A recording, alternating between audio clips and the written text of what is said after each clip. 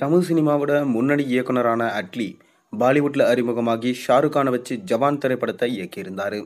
இந்த படம் மிக பெரும் அளவில் வெற்றி பெற்றதுனால பாலிவுட்டிலேயே செட்டில் ஆகிவிட்ட அட்லி தற்போது சல்மான் கானை வச்சு ஒரு படத்தை இயக்க இருக்காரு. இந்த படத்துல ரஜினிகாந்த் நடிப்ப இருப்பதா தகவல் வெளியாகியிருக்கு. இந்த தகவல் உண்மையா இல்லையா, வாங்க என்னன்னு நம்ம வீடியோ போய் பார்ப்போம்.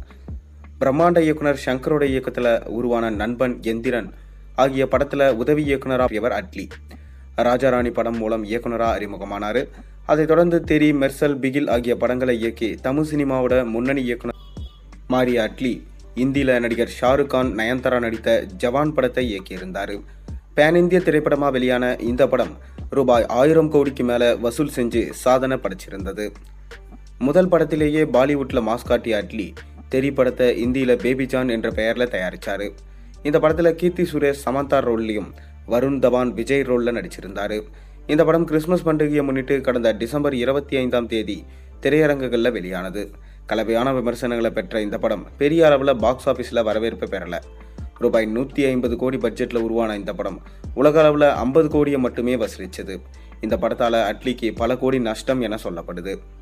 தற்போது பாலிவுட்ல கடைவிரித்து இருக்கும் அட்லி சல்மான் கானை வச்சு ஒரு படத்தை இயக்க இருக்காரு. இந்த படத்துல சூப்பர் ஸ்டார் ரஜினிகாந்த் நடிக்க இருப்பதா சொல்லப்படுது. இந்நிலையில இந்தி ஊடகம் ஒன்றுக்கு அட்லி அளித்த பேட்டியில, நான் ரஜினியின் தீவிர ரசிகன், ரஜினி சாரின் வெறியன் என்று கூட சொல்லலாம். அவரை பார்த்து நிறைய விஷயங்களை கற்றுக்கொண்டிருக்கேன். மேடையில எப்படி பேசுவது, பிறரிடம் பண்பா எப்படி நடந்து கொள்வது என நிறைய விஷயங்களை அவரிடமிருந்து தான் நான் கற்றுக்கொண்டிருக்கேன். அவர் நடித்த தளபதி திரைப்படத்தை பார்த்து வளர்ந்தவன் நான். ரஜினி சாரோட 300 நாட்கள் எந்திரன் படப்பிடிப்பில் இருந்திருக்கேன். அவருக்கு என்னை நன்றா தெரியும். என்னை எப்போதுமே கண்ணா என்று தான் அழைப்பார். எனக்கு 2-3 முறை ரஜினி சாரை வச்சு படம் கேட்க வாய்ப்பு வந்தது. ஆனால் அவர்கள் சொன்ன காலகட்டத்திற்குள்ள என்னால் தயாராக முடியலை. சரியான கதை அமைந்தா கண்டிப்பாக 100% நானும் ரஜினி சாரும் ஒன்றா பணியாற்றுவோம். இதில் எந்த விதமான மாற்று கருத்தும் இல்லை.